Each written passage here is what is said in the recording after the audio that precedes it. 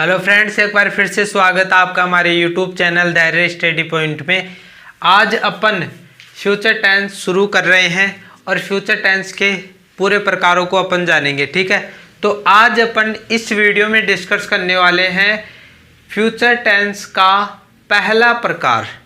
यानी इसके 4 प्रकार होते हैं, जिसमें पहला प्रकार है फ्यूचर इंडेफिनिट टेंस या इसका दूसरा नाम है सिंपल फ्यूचर टेंस। तो सबसे पहले अपन इसकी पहचान जानेंगे कि आखिरकार अपन वाक्य को कैसे पहचाने। यानी इस टेंस के जितने भी वाक्य आते हैं उनको अपन कैसे पहचाने, वो वर्ड कौन कौन से होंगे जिनको अपन पहचान लेंगे और वो फ्यूचर इंडेफिनिट टेंस होगा। तो अपन पहचान के शब्द लिखेंगे।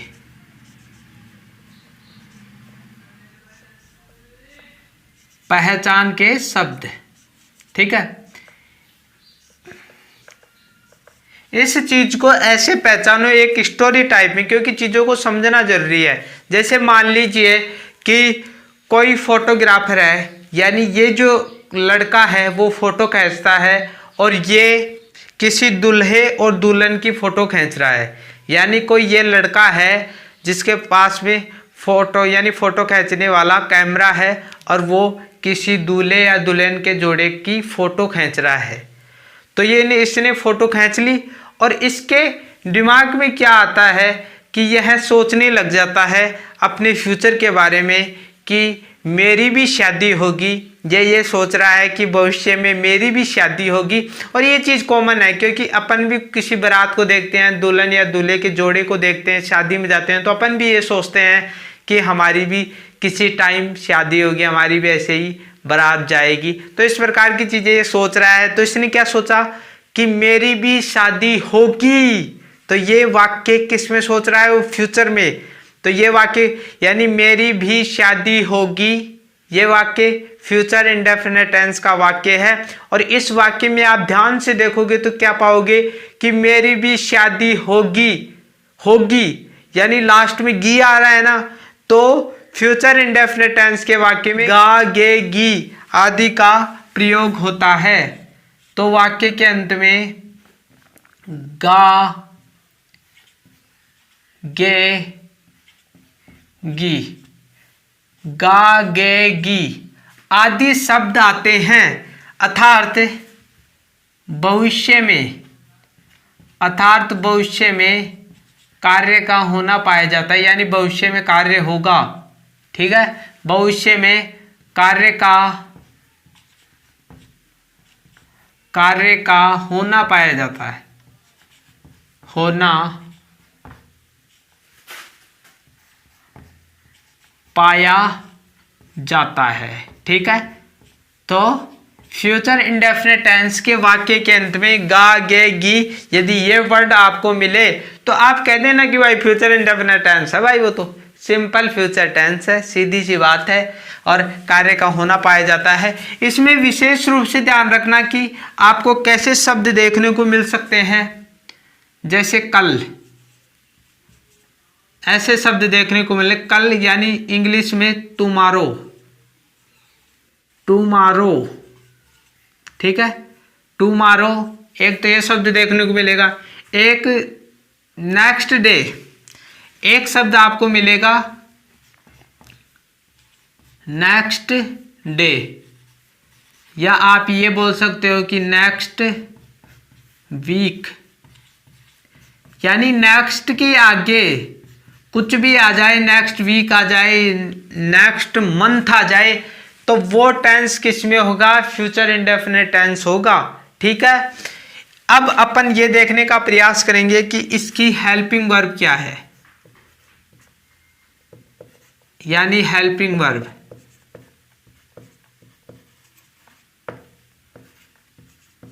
वर्ब, ठीक है। तो इसकी हेल्पिंग वर्ब फ्रेंड्स शैल और विल होती है, और इनका प्रयोग अलग अलग जगह किया जाता है। यानी ये जो शैल है, साई क्रिया तो क्या होती है, यानी हेल्पिंग वर्ब तो शैल और विल होती है, ठीक है। लेकिन इनका प्रयोग सब्जेक्ट के अनुसार किया जाता है। जैसे मान लीजिए, यानी इस शैल का प्रयोग जब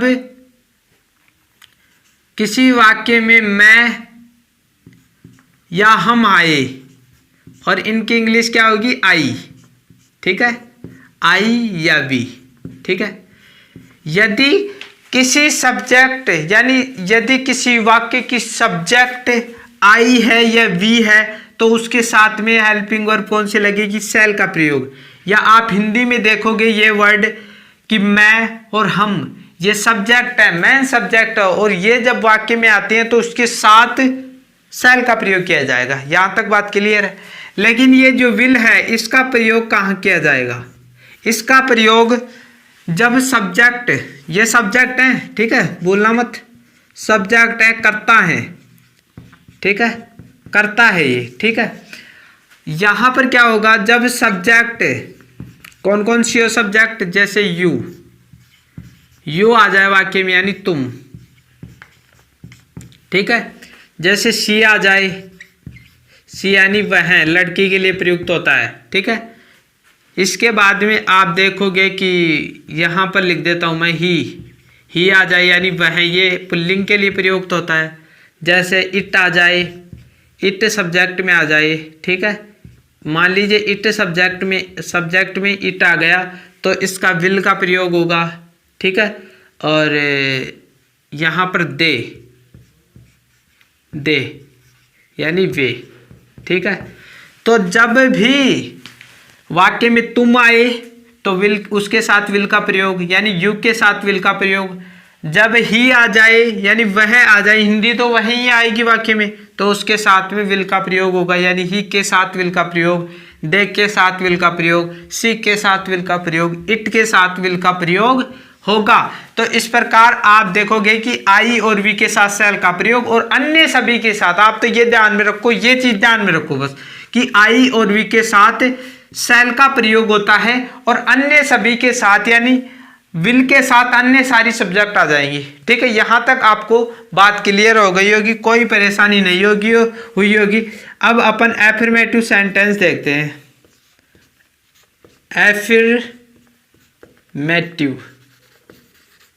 एफर्मेटिव सेंटेंस, ठीक है, सकारात्मक वाक्य, कहीं कहीं पर साधारण वाक्य बोलते हैं इसको, ठीक है। यहां तक बात आपको क्लियर हो गई होगी कि पहला वाक्य एफर्मेटिव सेंटेंस किस प्रकार बनेगा। तो सबसे पहले मैं रूल लिखूंगा, यहां पर रूल लिख देता हूं, रूल, ठीक है। सबसे पहले आपको सब्जेक्ट लगानी होगी, क्योंकि कर्ता तो भाई, कर्ता के बिगैर तो वाक्य बन ही नहीं सकता, ठीक है। उसके बाद में शैल या विल, शैल या विल, इसका मतलब समझ रहे हो, यानी या तो शैल का प्रयोग होगा या विल का प्रयोग होगा, इनमें से दोनों में से एक का प्रयोग होगा, ठीक है। इसके बाद में फर्स्ट फॉर्म का प्रयोग, फॉर्म कौन सी आएगी, फर्स्ट फॉर्म, और वर्ब, यानी वर्ब होती है ये, वर्ब कोई first form, second form, third form, तीनों फॉर्म हम नापते हैं अपन, तो फर्स्ट फॉर्म का प्रयोग होगा। अंत में आप फुल स्टॉप लगा देना, ठीक है। और यदि आपके पास में ऑब्जेक्ट है, ठीक है, यदि आपके पास में ऑब्जेक्ट है तो लगा देना, नहीं तो अंत में फुल स्टॉप लगा देना, ठीक है। यहां तक बात क्लियर हो गई होगी। आप, मैं वाक्य लिखता हूं, पहला वाक्य, मैं कल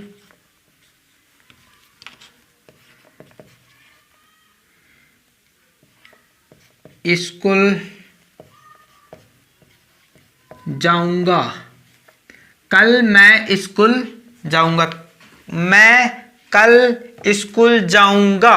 तो वाक्य के अंत में क्या आ गया, गा आ गया, तो ये फ्यूचर इंडेफिनिट टेंस माना जाएगा, ठीक है। अब अपन इसको मनाने का प्रयास करते हैं। सबसे पहले सब्जेक्ट लिखो, सब्जेक्ट मैं है, यानी आई, ठीक है, आई, ठीक है। सब्जेक्ट क्या है, मैं है, और हमने आई लगा दिया, ठीक है। इसके बाद में शैल का प्रयोग करें या विल का प्रयोग करें, बताओ शैल का प्रयोग करें या विल का प्रयोग करें। तो यहां पर देखो मैंने क्या समझाया था, जब मैं और हम वाक्य में आए तो यहां पर तो भाई मैं है तो शैल का प्रयोग ही होगा, क्योंकि मैंने बता रखा है कि कभी भी आई और वी के साथ शैल का प्रयोग होगा। तो आई के साथ शैल का प्रयोग हो गया कि नहीं हो गया, ठीक है। और आई की हिंदी क्या है, मैं है, तो शैल का प्रयोग हो गया। इसके बाद में फर्स्ट फॉर्म आएगी और सबसे पहले देखो कि इसमें वर्ब कौन सी है, वर्ब ये है, ठीक है, यानी क्रिया ये है जाना, जाना क्रिया है। तो गो इसकी फॉर्म में कैसे चलेंगी, गो, वेंट, गोन। तो अपन को तो फर्स्ट फॉर्म लगानी है तो गो लगा देंगे, गो, ठीक है, गो लगा दिया। इसके बाद में ऑब्जेक्ट है क्या, ये स्कूल, ठीक है। गो टू का प्रयोग होता है, go to school, go to school. और बच गया ये कल, बच गए ये कल। और कल फ्यूचर में क्या होता है, कल का मतलब टुमारो, टुमारो, ठीक है, कल का मतलब यहां पर क्या होगा, टुमारो, टुमारो, ठीक है। तो I shall go to school tomorrow, point यानी फुल स्टॉप लगा देंगे। तो मैं कल स्कूल जाऊंगा, इस प्रकार वाक्य बनेंगे। एक और वाक्य बनाते हैं,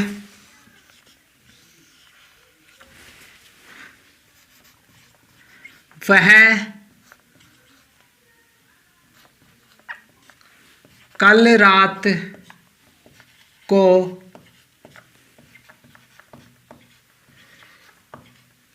सोएगी, वह कल रात को सोएगी, ठीक है। तो वह कल रात को सोएगी, लास्ट में क्या आ गया, सबसे पहले तो वाक्य को पहचानो, लास्ट में क्या आ गया, गी। और मैंने बताया है कि गा गे गी अंत में आए तो वो टेंस फ्यूचर इंडेफिनिट टेंस होगा, ठीक है। तो सबसे पहले अपन को सब्जेक्ट लगाना होगा, कर्ता लगाना होगा। और कर्ता इसमें क्या है, कर्ता वह है, कर्ता वह है। और वह यहां पर देखो कि कर्ता पुल्लिंग है या स्त्रीलिंग है, उसके अनुसार ही अपन सी लगाएंगे या तो या ही लगाएंगे, ठीक है। तो वाक्य को पढ़ो, वह कल रात को सोएगी, सोएगी का मतलब यहां पर तो भाई स्त्रीलिंग है। और जहां पर स्त्रीलिंग होता है, स्त्रीलिंग यानी जहां पर स्त्रीलिंग होती है वह, तो यहां पर सी का प्रयोग किया जाता है। तो अपन यहां पर सी का प्रयोग करेंगे क्योंकि वह स्त्रीलिंग के लिए प्रयुक्त हो रहा है, ठीक है। इसके बाद में शैल का प्रयोग करें या विल का प्रयोग करें, तो मैंने ये बताया था कि आई और वी के साथ शैल का प्रयोग, अन्य सभी के साथ विल का प्रयोग। तो यहां पर तो सब्जेक्ट भाई ये है, सी सब्जेक्ट है, तो सी के साथ में तो भाई विल का प्रयोग ही किया जाएगा। तो मैं यहां पर विल का प्रयोग करूंगा, विल, ठीक है। यहां तक बात क्लियर हो गई होगी, आपको बिल्कुल ही समझ में आ रहा होगा फ्रेंड्स। यदि आपको वीडियो अच्छा लग रहा है तो आप हमारे चैनल को सब्सक्राइब कर सकते हो, बेल आइकन को दबाना न भूलें, क्योंकि मैं बार बार वीडियो बनाता रहता हूं, आपको बिल्कुल ही बढ़िया तरीके से समझा रहा हूं ताकि आप समझ पाओ चीज़ों को। मेरा मकसद यही है कि आप समझ पाओ, ठीक है। तो लाइक, सब्सक्राइब और कमेंट करना ना भूलें। कमेंट आप नहीं करते हो, आपकी सबसे बड़ी प्रॉब्लम ये है कि आप कमेंट नहीं करते हो, अपने विचार नहीं डालते हो कि मेरे को समझ में आ रहा है या नहीं आ रहा। तो ये सबसे बुरी बात है, ठीक है। अपने विचारों को अंदर रखना सबसे बुरी बात है। तो सी विल, ठीक है, इसके साथ अपन फर्स्ट फॉर्म का प्रयोग करेंगे। और वर्ब देखो इसमें कि वर्ब ये है, यानी क्रिया कौन सी है, सोएगी यानी सोना। तो सोना की कौन सी फॉर्म में चलते, तीन, स्लिप, स्लिप यानी सोना, स्लिप्ड सेकंड फॉर्म हो जाएगी और स्लिप्ड थर्ड फॉर्म हो जाएगी। तो तीनों फॉर्म एक साथ चलेंगी। देखो यहां पर मैं लिखता हूं, स्लिप, स्लिप्ड, और थर्ड फॉर्म भी यही हो जाएगी, सेम की सेम, स्लिप, ठीक है। तो फर्स्ट, सेकंड, थर्ड फॉर्म। तो अपन को तो किसकी जरूरत है, फर्स्ट फॉर्म की जरूरत है। तो यहां पर स्लिप लगाएंगे, स्लिप, ठीक है, स्लिप लगा देंगे। इसके बाद में इसमें ऑब्जेक्ट है या नहीं है, तो अपन के पास में दो चीजें बची हुई हैं, कल और रात, ठीक है। तो रात लगाएंगे और नाइट के पहले एट का प्रयोग होता है, तो 8 नाइट टुमारो, यानी कल का मतलब टुमारो, ठीक है। और अंत में फुल स्टॉप लगा देंगे। तो she will sleep at night tomorrow, वह कल रात को सोएगी। तो फ्रेंड्स चीजें आपको क्लियर हो रही होंगी। और अब अपन नेगेटिव वाक्य को देखते हैं, इसी के आधार पर मैं समझाने का प्रयास करूंगा आपको, ठीक है। जिस प्रकार ऐसे समझाता हूं, इसी यहां पर अपन लिखेंगे दूसरा प्रकार, नेगेटिव सेंटेंस। इसका अर्थ तो आप जानते ही होंगे फ्रेंड्स, मैंने कितनी बार आपको बताया है, आपको पता होगा। नकारात्मक वाक्य, ठीक है। यहां पर नेगेटिव सेंटेंस इस प्रकार बनेगा, फॉर्मूला है ना जो पूरा का पूरा यही रहेगा। फॉर्मूला नेगेटिव वाक्य में पूरा का पूरा ज्यादा बदलता नहीं है, यही फॉर्मेट रहेगा। लेकिन इसमें थोड़ा नकारात्मक यानी नोट का प्रयोग होगा। और नोट का प्रयोग कहां होगा, यहां पर, यानी हेल्पिंग वर्ब और फर्स्ट फॉर्म के बीच में नोट का प्रयोग होगा। तो मैं लिखना चाहूंगा, तो इसी को उतार देते हैं। सबसे पहले सब्जेक्ट होगा, ठीक है। इसके बाद में शैल या विल का प्रयोग करेंगे, या विल, ठीक है। इसके बाद में मैंने बताया कि इसके जस्ट बाद में और फर्स्ट फॉर्म के पहले किसका प्रयोग होगा, नोट का प्रयोग होगा, क्योंकि इससे यह नकारात्मक वाक्य है, ठीक है। फिर ऐसा कैसे आ जाएगा, फर्स्ट फॉर्म, ठीक है। इसके बाद में ऑब्जेक्ट और अंत में फुल स्टॉप। तो ये नोट ही बदला और सारा का सारा मामला ये है, ठीक है। अब अपन इन वाक्यों को ही बना देते हैं, क्या दिक्कत है, ताकि आपको बस समझ में आना चाहिए। मैं 70 वाक्य बना दूंगा, यदि आपको समझ में नहीं आ रहा है तो क्या कुछ फायदा ही नहीं है। आप जो मैं बना रहा हूं उस स्ट्रक्चर के माध्यम से आपकी बुक में जितने भी वाक्य दे रखे उनको निकाल डालिए, चीजें आपको क्लियर होंगी, ठीक है। तो इसको भी बना देते हैं, लेकिन इसमें नोट का प्रयोग होगा ना, ये नकारात्मक वाक्य बन जाएगा। कैसे बनेगा, मैं कल स्कूल नहीं जाऊंगा, मैं कल स्कूल नहीं जाऊंगा, मैं कल स्कूल नहीं जाऊंगा, नकारात्मकता का भाव आ गया, ये टेंस नकारात्मक में परिवर्तन हो गया। अब अपन सबसे पहले सब्जेक्ट लगाना होगा अपन को, सब्जेक्ट, और सब्जेक्ट तो मैं है, ठीक है। तो आई लिख दूंगा मैं यहाँ पर, ठीक है। और मैंने बोला था कि आई या मैं, उसके साथ शैल का प्रयोग होगा। तो यहाँ पर हेल्पिंग वर्ब अपन शैल का प्रयोग करेंगे, यानी आई के साथ शैल का प्रयोग होगा, ठीक है। इसके बाद में नोट का प्रयोग होगा, ठीक है। इसके बाद में फर्स्ट फॉर्म होगा, फर्स्ट फॉर्म का प्रयोग। और इसमें देखो कि वर्ब कौन सी, वर्ब तो जाना है, जाऊंगा, तो जाना की 3 फॉर्म में चलती है। फर्स्ट फॉर्म गो, यानी जाना, ठीक है, वेंट, और यहाँ पर ये सेकंड फॉर्म है। थर्ड फॉर्म गोन, थर्ड फॉर्म ये चल जाएगी, ठीक है। तो गो, वेंट, गोन, तो अपन को तो फर्स्ट फॉर्म लगानी है। यहाँ पर देखो, तो गो लगा देंगे, गो, ठीक है। अब ये बच गया गो टू स्कूल, ठीक है, स्कूल। और ये कल का मतलब टुमारो, और मैंने क्या बताया था कि फ्यूचर इंडेफिनिट टेंस के वाक्य में tomorrow, next day, next week, next month ये भी आ सकता है, ठीक है। तो इसमें I shall not go to school tomorrow, तो इसमें आपने देखा कि सिर्फ इसके बीच में हमने गो के बीच में नोट का प्रयोग किया है बस, और सीधा का सीधा वाक्य ऐसे के ऐसे आ जाएगा, क्योंकि यहाँ पर नकारात्मकता में ये बदल गया। तो स्ट्रक्चर वही रहते हैं, बस थोड़ा बहुत अंतर आ जाता है। तो फ्रेंड्स एक और वाक्य इसमें बनाते हैं, वह कल रात को नहीं सोएगी। वह कल रात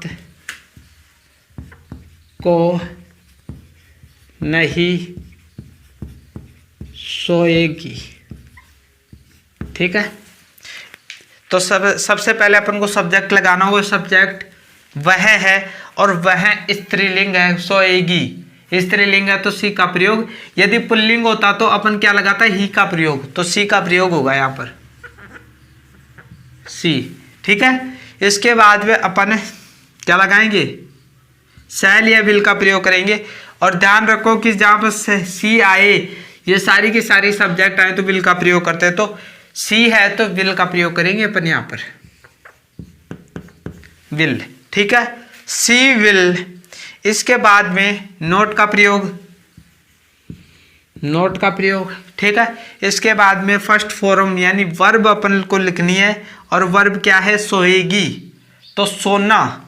और सोना की मैंने 3 फॉर्में लिखी थी, स्लिप, स्लिप्ड, स्लिप्ड। तो स्लिप फर्स्ट फॉर्म आएगी, स्लिप, स्लिप। ठीक है, इसके बाद में वर्ब की फर्स्ट फॉर्म लगा दी हमने। ऑब्जेक्ट इसमें क्या है, रात। तो यहाँ पर रात के पहले 8 नाइट, नाइट। ठीक है, नाइट। इसके बाद में टुमारो आ जाएगा, टुमारो, टुमारो। ठीक है, टुमारो आ गया। तो इस प्रकार अंत में अपन फुल स्टॉप रख देंगे, she will not sleep at night tomorrow. तो फ्रेंड्स, इस प्रकार अपन ने बहुत ही कुछ सीखा है। फ्रेंड्स, इसको मिटाते हैं और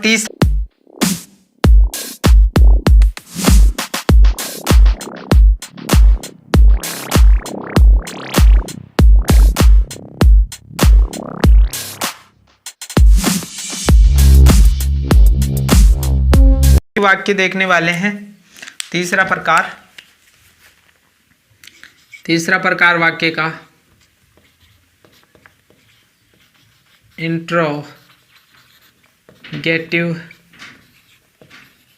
सेंटेंस, प्रश्नवाचक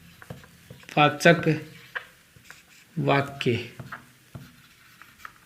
ठीक है, अब इसमें क्या होता है कि मैं बार बार बताता रहता हूं कि 2 प्रकार के वाक्य होते हैं इसमें। ठीक है, एक ऐसे वाक्य होते हैं जिसमें शुरू में क्या आए। ठीक है, ऐसे वाक्य जिसमें शुरू में क्या आए, क्या आए किसमें, वाक्य के शुरू में। ठीक है, तो ऐसे वाक्यों के लिए फॉर्मेट अलग चलता है और वो फॉर्मेट मैं लिख रहा हूं। ठीक है, तो सबसे पहले तो जो ये टेंस है उसकी हेल्पिंग वर्ब आएगी, यानी शैल और विल में सबसे पहले अपन को लगाना होगा, या विल सबसे पहले इसका प्रयोग करना होगा। ठीक है, इसके बाद में जो वाक्य में जो सब्जेक्ट है, कर्ता है, उसको लगाना पड़ेगा। फिर वर्ब की, यानी वर्ब जो है उसकी फर्स्ट फॉर्म लगाएंगे। ठीक है, फर्स्ट फॉर्म लगाएंगे। ठीक है, और अंत में आप है ना, यदि ऑब्जेक्ट है तो लगा देना। ठीक है, और अंत में आपको प्रश्नवाचक चिन्ह लगाना नहीं भूलना है, क्योंकि प्रश्नवाचक चिन्ह यदि नहीं लगाओगे तो वो प्रश्नवाचक वाक्य ही कहाँ कहलाएगा। तो इसका ये जो प्रश्नवाचक चिन्ह है वो मत लगाना है। तो शैल या विल का प्रयोग, उसके बाद में सब्जेक्ट, उसके बाद में वर्ब की फर्स्ट फॉर्म, उसके बाद में ऑब्जेक्ट, उसके बाद में क्या, प्रश्नवाचक चिन्ह। ठीक है, तो वाक्य बनाते हैं। क्या अध्यापक आज पढ़ाएगा। ठीक है, एक वाक्य ये होगा, क्या अध्यापक आज पढ़ाएगा। तो लास्ट में हमने देख लिया वाक्य के अंत में कि गा आ रहा है, तो बाई फ्यूचर इंडेफिनिट टेंस है, ये भविष्य की बात कर रहा है। और इसमें सबसे पहले अपन को क्या देखना है, शुरू में क्या आ रहा है, क्या आ रहा है। जैसा कि मैंने ये बताया है, शुरू में जब क्या आए तो ये फॉर्मूला चलेगा। ठीक है, तो सबसे पहले यहाँ पर फॉर्मूले के अनुसार अपन वाक्य बनाएंगे, ठीक है। शैल का प्रयोग करें या विल का प्रयोग करें यहाँ पर, तो मैंने बताया था कि सब्जेक्ट के अनुसार वाक्य में शैल और विल का प्रयोग होगा। तो यहाँ पर अध्यापक है, ठीक है, अध्यापक है, तो यहाँ पर विल का प्रयोग होगा, क्योंकि मैंने बताया है कि जहां पर आई और वी के साथ शैल का प्रयोग हो रहा है, अन्य सभी के साथ विल का प्रयोग होगा। तो अध्यापक है ना, जो एक वचन है, एक वचन है, ठीक है। और इस अध्यापक को भी अपन विल की श्रेणी में रखेंगे, क्योंकि ही देखो, सी देखो, एक वचन है, तो अध्यापक भी एक वचन है, तो अपन विल का प्रयोग करेंगे यहाँ पर, ठीक है, विल, ठीक है। इन दोनों में से अपन को विल लगा दिया। इसके बाद में अपन को सब्जेक्ट लगाना होगा कि, और सब्जेक्ट क्या है इसमें, ये है अध्यापक है, क्योंकि कर्ता अध्यापक है, अध्यापक ही पढ़ा रहा है, सब कुछ कर रहा है। तो यहाँ पर अपन लगा देंगे टीचर, दी आर्टिकल का प्रयोग होगा टीचर के पहले, टीचर, ठीक है, दी टीचर, ठीक है। सब्जेक्ट का काम हमने पूरा कर लिया। अब वर्ब की फर्स्ट फॉर्म अपन को लगानी है, और वर्ब यानी क्रिया पढ़ाएगा, इसका मतलब क्या है, पढ़ाना, पढ़ाना। और उसकी तीन फॉर्म में चलते हैं। पहला है टीच, ठीक है, टीच, इसकी है ना जो फर्स्ट फॉर्म है, ठीक है। तो ये फर्स्ट फॉर्म में अपन लगा देंगे, ठीक है, टीच यानी पढ़ाना, तो टीच, ठीक है, टीच लगा दिया हमने, ठीक है। इसके बाद में ऑब्जेक्ट है क्या, इसमें देखो ऑब्जेक्ट है नहीं, ठीक है। अब ये बच गया, क्या बच गया, आज, ये आज यानी टुडे, टुडे यानी क्या होता है, आज, टुडे। और अंत में ये प्रश्नवाचक चिन्ह मत लगाना भूलना, तो will the teacher teach today, यानी क्या अध्यापक आज पढ़ाएगा, ठीक है। तो इस प्रकार इस फॉर्मूले के अंतर्गत कोई भी वाक्य आए, शुरू में क्या आए, तो ये फॉर्मेट अपनाना है, ठीक है। और यहां पर दूसरी बात देखना कि यदि पहला फॉर्मेट तो इसमें ये चल गया, दूसरा फॉर्मेट क्या चलेगा, लिख रहा हूं, यदि वाक्य के बीच में, वाक्य के बीच में ये शब्द आए, यानी प्रश्नवाचक शब्द, प्रश्नवाचक शब्द, ठीक है, प्रश्नवाचक शब्द, यानी इसे, इन प्रश्नवाचक शब्दों को WH शब्द भी बोलते हैं। तो कौन कौन से होंगे, क्या, कैसे, कहाँ, कौन, ये सारे के सारे प्रश्नवाचक शब्द हैं, और इनको ही क्या बोलते हैं, WH शब्द बोलते हैं इंग्लिश में। तो आप कोई सा वाक्य देख लेना, उसमें यदि प्रश्नवाचक वाक्य है तो इनका प्रयोग होगा। तो इसमें कौन सा रूल चलेगा, तो मैं रूल बताऊंगा आपको कि सबसे पहले तो WH शब्द चलेंगे, WH शब्द, यानी ये इनमें से कोई एक को लिखना पड़ेगा, ठीक है। इसके बाद में इस हेल्पिंग वर्ब आएगी, और इस टेंस के हेल्पिंग वर्ब शैल और विल है, तो शैल और विल में से एक को अपन लगाएंगे, ठीक है। इसके बाद में कर्ता आ जाएगा, इसका कर्ता।